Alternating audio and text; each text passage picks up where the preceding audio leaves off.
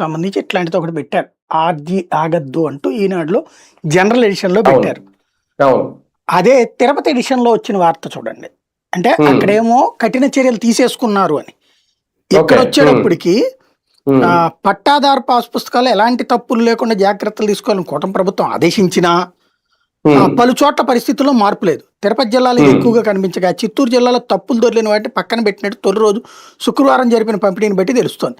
జగన్ పాలనలో రీసర్వే లోపభూయిష్టంగా మారింది. తప్పిదాలు సరిదిద్దడానికి కూటమి ప్రభుత్వం ప్రత్యేక గ్రామ సభ నిర్వహించింది.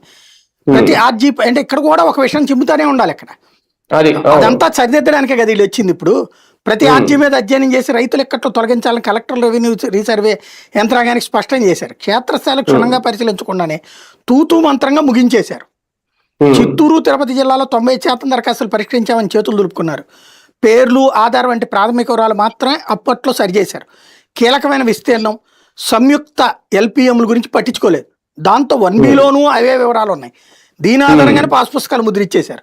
తాజాగా పంపిణీ చేసినప్పుడు వాటిని చూసి అవాక్ కావడం రైతులు వంతైంది. సూళ్లూరుపేట గూడూరు నియోజకవర్గాల్లో ప్రధానంగా ఇట్లాంటి ఉదంతాలు వెలుగు చూస్తున్నాయి. దీంతో మళ్లీ కొత్త పుస్తకాలు ముద్రించాల్సి వస్తుంది. చిత్తూరు జిల్లాలో రీసర్వే జరిగిన గ్రామాలు 319 అట. వచ్చిన పాస్ పుస్తకాలు 70,000 అట. తిరుపతి జిల్లాలో పంపిణీ చేయబోతున్న 26,112 పంపిణీకి సిద్ధం చేసిన 59,701. ఇందులో తప్పుల కారణంగా అనేకం పక్కన పెట్టేశారు. అంటే ఏమనాలి ఇది?